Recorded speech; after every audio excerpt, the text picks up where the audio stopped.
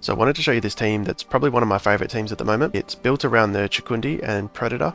So we'll end up with 3 Predator. I'll show you it in Overworld, the endgame version of the team, so everything built out. I'll also explain how it might look like in the early game, and then I'll do an arena game, so the PvP arena. I'll show you how it might work in there. So if you're only interested in the PvP arena, you can skip forward to that. I'll run through the whole team as we go, and you should get a good idea of how it works. Now it is mostly tier 1 Illuvials, which helps a lot because you'll be able to capture these quite easily, both in the testnet and then come mainnet, that won't be that expensive either. It does have a tier 3 Blotto, which is replaceable, and to get Mystic, you will need at least this tier 4 Illuvial, the Geyser. But if you don't have Mystic, that's completely fine. Just replace this with another healer or tank or even a second duplicate of the Predator. But eventually, most teams are better with a Mystic, so you definitely do want to push to get the Geyser eventually. So we're going to put our tanks in the front line as normal. Predators are going to snipe out one of the Illuvials. In this case, we're going to snipe out the Lynx, because what Predator does is it gives crit chance and crit amp. They're going to execute at either 10 or 15% HP. When they land, they're going to do 150% more damage, as well as a guaranteed crit. So when they land, they're going to crit, between both of them, they can one-shot an Illuvial, especially if they don't have the physical resistance counter modifier. I'm going to bond the Ranger to the Chukundi and give him the Nature Dagger. That'll give us the 3rd Predator, as well as the 3rd Wildfire. The Mystics are going to go down here. There's no rogues on this left-hand side, so I can put the Geyser there. And the final Illuvial here is the Tiburuku. I use this to just show you this new Illuvial, because between the Chukundi and the Tiburuku, they're both new Illuvials. But he also adds a rogue, so that'll finish off the 4 rogue. So our Chukundi is going to end up with 71% crit chance. Now what the Chukundi does is every time he megas, he's going to become untargetable, and he's going to blind enemy in a small area, and then when he reappears, he's going to deal a lot of extra damage for that next attack. Tiburuku has a little one that he leaves behind when he jumps to the back of the board, and every time they mega, the little one is going to give 20 energy to nearby allies. So ideally I would have him over here, but I just want the rogue over here. So you could strategically put the little one near someone you want to give the extra attack speed and the extra energy. So I'll put it at the front here. On takedown, the big kangaroo is going to gain physical attack damage and grant energy attack damage to the little one. We end up with 3 earth, 3 bulwark, just for the extra tankiness on everyone, which is nice, and then the 2 Mystic, which gives a shield to everyone and attack speed to everyone every 10 seconds, which is just super nice to have in the team, as well as the Geyser being a really good healer. Mud just gives energy on attack, and it reduces the opponent's attack speed. So you stack the Mud stacks on the opponent, whoever they're auto-attacking, and it reduces their attack speed, which is nice. That's going to be on the Gorilla and the Apon. You'll see what the Gorilla does. The Gorilla leaves a statue behind, which taunts. He'll be blinking around the board, leaving statues behind, doing a lot of damage. Very good Illuvial. Normally, I'd recommend using one of your Gumbo drops on one or both your Predators, and that should be enough to carry these almost guaranteed. But I'm going to show you just without consumables, because with these consumables, it's almost a guaranteed win. So we'll see how strong it is without it, and we can just assume it's going to be a lot stronger with these. The other good consumable would be the pure damage. And then if you really want to guarantee the win, use the Flora Ball on your tanks. Let's start that up. And I should mention Wildfire. When the Wildfire unit of megas, they're going to set ablaze the nearest Illuvial. And that's going to do energy damage, plus do a bit of a lifesteal as well. So we'll see the blue damage there from the Blotto, who's actually dead now, but you can see the Wildfire damage is still ticking. So all that blue is the Wildfire damage. But despite it being a close match, you can see the Gorilla doing most of the damage there. The Chukundi didn't get quite as much chance to do as much damage, but a lot of the time the Chukundi will carry. And just to show you how this team might progress, we're going to assume at the start you don't have the extra Illuvial slots. So maybe you've only built the common version of this and you have 6 Illuvial slots. Or maybe even you only have the 4 Illuvial slots because you haven't built this yet. So starting off, you would just end up with these 3 rogues. It would be 4 rogues when you attach the Ranger, and just an extra tank. So in this case, the Heidi is what evolves into the Blotto eventually, so I've just added that in, but any tank would do.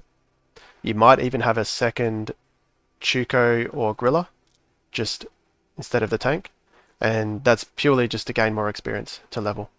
So at the start, you could easily put in even 3 Gorillas, 3 Gorillas or 3 Chocos or 2 and 2, and just have a full team of the Gorilla and the Choco just to level them, plus they're strong on their own, so you may not even need these two. Eventually you'd have the 6 Illuvial slots, and again I'd recommend using multiples of the one that you want to level, so you might end up with a lot of Chocos and Gorillas, and then the Predator versions which you get at stage 2. And at this stage, when you're bonding your Ranger to any one of these with the Rogue Dagger, you end up with Predator. So that's where it becomes really strong, is where at the stage 2 versions with these, plus the Ranger, you end up with 3 Predator really early on in the game. And again, you could just stack Predators. And that way, you've got a really strong squad of Predators and Rogues, and you're also leveling them like really efficiently. Something like this, with 1 or 2 consumables will be able to win stage 2 encounters very easily. But you'll definitely need the full squad of 8 Illuvials to do well in stage 3. Alright, this is going to be how the team looks in PvP Arena. But round 1, we definitely want the Choco, then we're going to upgrade him to Predator. Bond the Ranger, give ourselves Predator.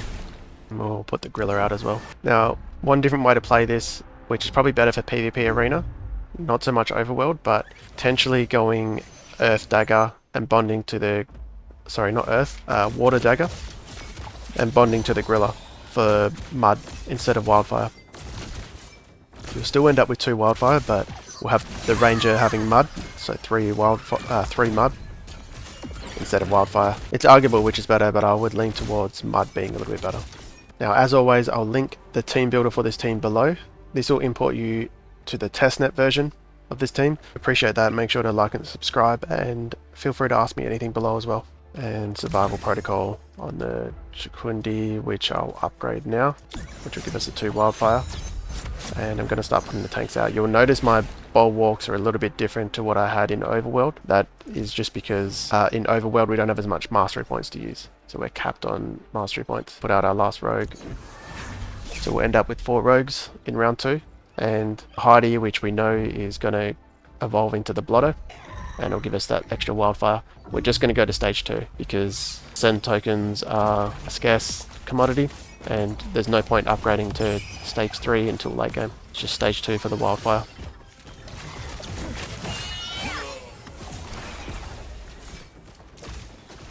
So he's already got Enchanter.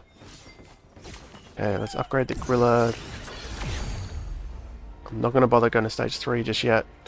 I'm going to get the 3rd Wildfire here. Want my 3 bulwarks down is going to be the Scarabog and the Atlas. So I was using the Stoic Links in Overworld, but to get to the Stoic Links it costs 3 Ascend tokens, which is just way too much. And we're going to need at least 1 Ascend token just to get to the Links Bulwark, which is just too big an investment when we can just put down one of these.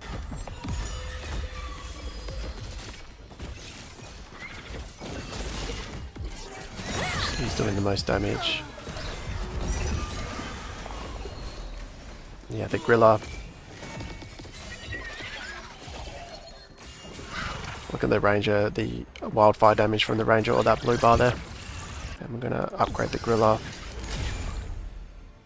And we can start putting down our Empath healers. And at this point, I know we need a lot of Ascend tokens to get to Mystic, so I'm going to use this Ascend token here, and this is going to be our next priority. So once we've upgraded our 2 main carries and the Crunk, all the Ascend tokens are going to go to our Mystics. So if we end up winning this round and we don't get to see the late game, that's what you're going to go. To get the Mystic, we should be able to get that next round. Because we'll have 2 Ascend tokens, 1 on the Geyser, 1 on the Ape, 1 on that gives us Mystic, and that's pretty much the end game. Now the one problem is with this is coming up against Behemoth, which is a meta build at the moment. Having the Behemoths at the back and our Predators jump to the back is a problem for us, because he's going to win that one that kind of matchup, because he can have his tanks back here. He can just set his whole team in our Predators, and it's going to be a hard time. So unless we get lucky with augments and positioning and a few other things, it's going to be in the Behemoth's favor. That's why I consider this team probably B tier, kind of B to A tier in PvP, but really good in Overworld. Nevertheless, really fun, and it's a team that you can access fairly easily from Overworld, whereas some of the other meta teams you're going to require a lot more higher tier Illuvials. So this is one that you could rank up to a relatively high rank in Arena without having that really high tier team. So I hope that helps. If you want to check out some other team builds, I'll have other videos showcasing other team builds that might be preferable for you. If you appreciate that, make sure to like and subscribe, and we'll see you next time.